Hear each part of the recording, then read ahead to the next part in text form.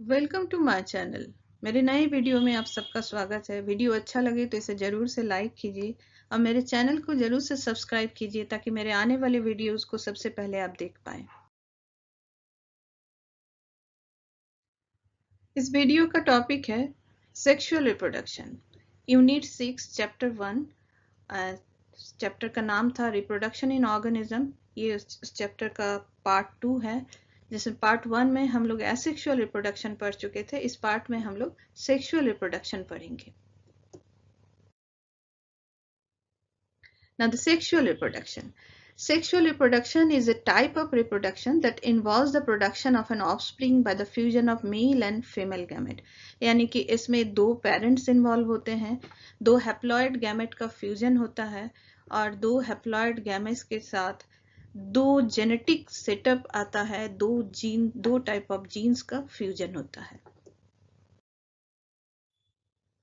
ऐसे ऑर्गेनिज्म जो sexually reproduction करते हैं या सेक्सुअल रिप्रोडक्शन जिसमें होता है, ऐसे ऑर्गेनिज्म में सेक्सुअल मैच्योरिटी जब तक नहीं आता है तो उस फेज को हम लोग नाम देते हैं जुवेनाइल फेज और वेजिटेटिव फेज।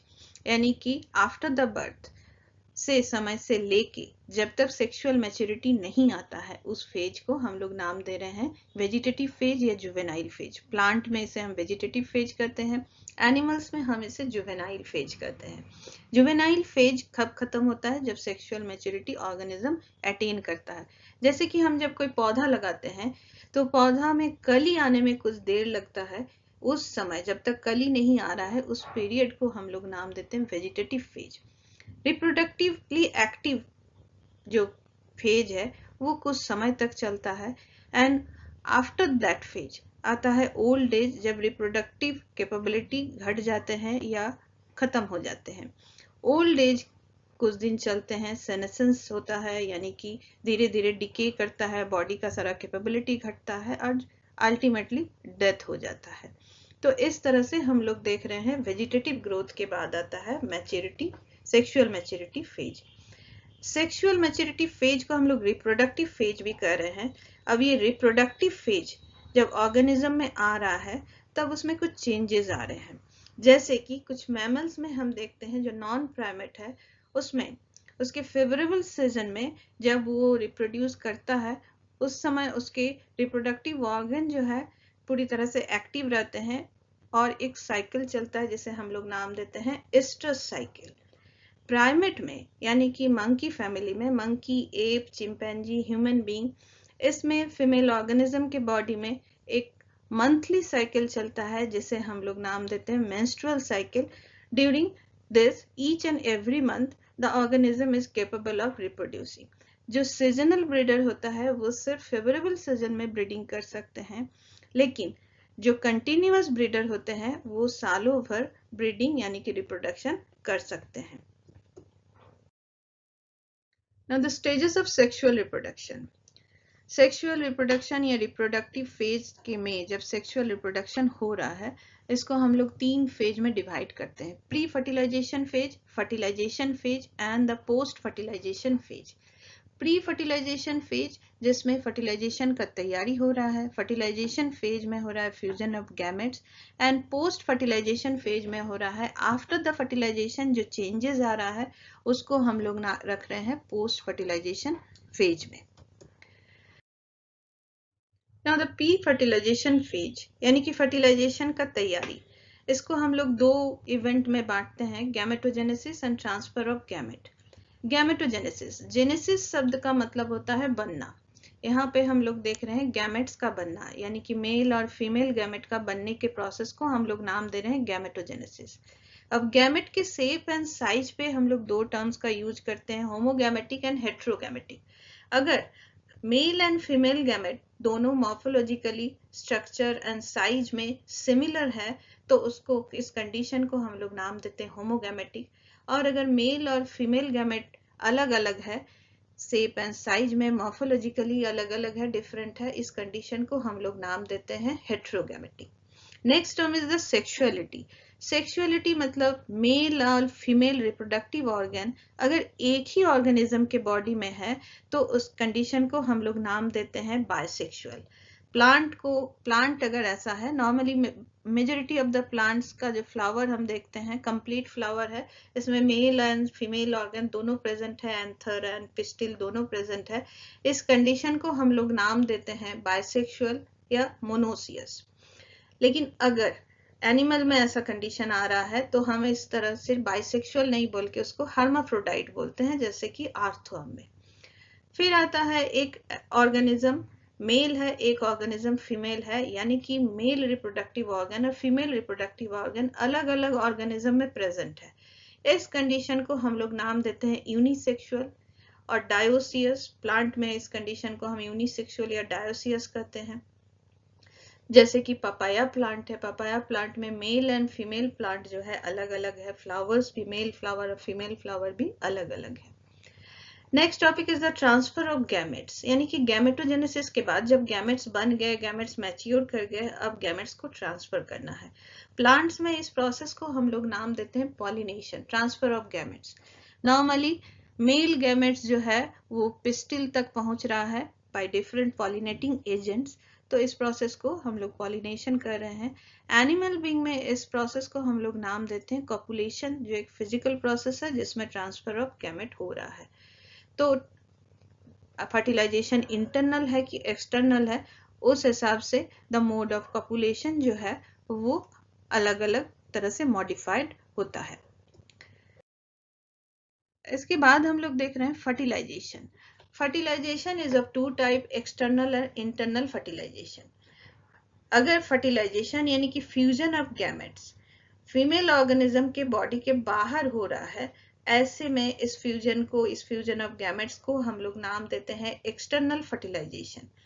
लेकिन अगर वो फीमेल बॉडी के अंदर हो रहा है तो उसे हम लोग नाम देते हैं इंटरनल फर्टिलाइजेशन। जैसे कि मैमल्स में या अदर ऑर्गेनिज्म में फर्टिलाइजेशन इंटरनल है, लेकिन जैसे फीसेस या एम्फीबिया, इसमें फर्टिलाइजेशन जो है वो एक्सटर्नल है। अब है syngamy. The main process of the fertilization is the fusion of gametes. That means syngamy. दो हैप्लॉइड गैमेट एक मैटरनल साइड से एक पैटर्नल साइड से आके फ्यूज हो रहा है और दो जेनेटिक मटेरियल कंबाइन होके एक डिप्लॉयड सेल को बना रहा है। इस प्रोसेस को हम लोग नाम दे रहे हैं syngamy. इस syngamy के रिजल्ट के तौर पे जो सेल, रिजल्टेंट सेल जो बन रहा है, उस सेल का नाम देते हैं हम लोग जाइगोट, जो डिप्लॉयड सेल है।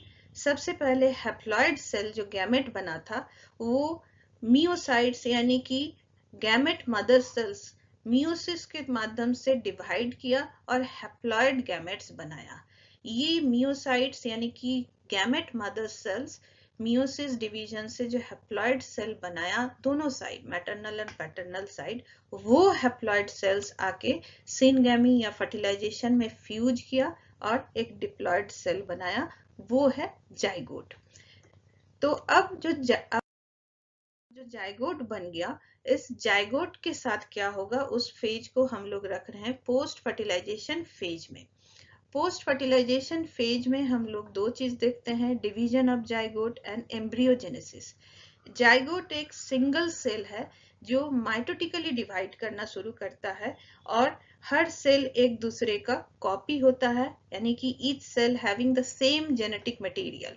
और जब बहुत सारे सेल्स बन जाते हैं, अब वो सेल्स जो है अब स्पेशलाइज्ड होने लगते हैं, डिफरेंशिएट करने लगते हैं और अलग अलग टाइप में कन्वर्ट होते हैं। और वो स्पेशलाइज्ड सेल्स, डिफरेंशिएटेड सेल्स जो है वो अलग अलग ऑर्गन बनाता है और एक टोटल एम्ब्रियो का बॉडी बनाता है।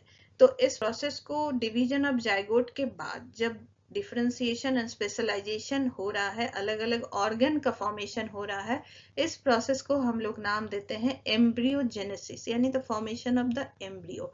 एम्ब्रियो का डेवलपमेंट हो रहा है और फुल्ली ग्रोन एम्ब्रियो का उसके बाद जन्म होगा या वो सीड के फॉर्म में, फ्रूट के फॉर्म में वो मैच्योर करेगा। तो जैसे कि हम प्लांट्स में देखते हैं, एम्ब्रियोजेनेसिस के समय हमारा जो ओव्यूल जो है वो सीड में कन्वर्ट हुआ और ओवरी जो है वो मैच्योर करके फ्रूट में कन्वर्ट होता है। तो अगर हम प्लांट का रिप्रोडक्शन हम लोग देखते हैं तो हम पाते हैं पॉलिनेशन हुआ स्टिग्मा में, स्टाइल से पॉलन ट्यूब जर्मिनेट करके नीचे आया और ओवरी के अंदर जो ओव्यूल्स थे, ओव्यूल्स के अंदर जो एग सेल थे उसके साथ मेल गैमेट फ्यूज किया और सीड बनाया, यानी जिसके अंदर एम्ब्रियो है, फ्यूचर प्लांट है। और उसको प्रोटेक्ट कौन कर रहा है? ओवरी का वॉल। ओवरी का वॉल भी मैच्योर कर गया, वो फ्लेसी बन गया, काफी रिजर्व फूड लेके स्टोर कर रहा है उस सीड को या एम्ब्रियो को। तो ये जो फ्लेसी एडिबल पार्ट बना ओवरी का, ये है फ्रूट। तो नॉर्मली जो फ्रूट ओवरी, मैच्योर्ड ओवरी से बन रहा है, उस फ्रूट्स को हम लोग नाम देते हैं ट्रू फ्रूट।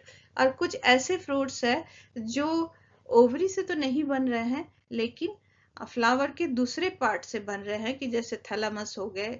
तो ऐसे फ्रूट्स को हम लोग नाम दे रहे हैं फॉल्स फ्रूट। जैसा कि हम लोग यहाँ देख रहे हैं फिगर में, टमाटो जो है वो एक ट्रू फ्रूट है और एप्पल और स्ट्रॉबेरी जो है वो है हमारा फॉल्स फ्रूट है। तो ये था हमारा सेक्सुअल रिप्रोडक्शन का introduction. Actually reproduction in organism जो पहला चैप्टर है, वो आगे चल के जो चैप्टर आ रहा है reproduction in plants and reproduction in human being, उसका इंट्रोडक्शन था। तो इस हिसाब से हम लोग सेक्सुअल रिप्रोडक्शन का थोड़ा बहुत इंट्रोडक्शन देखें।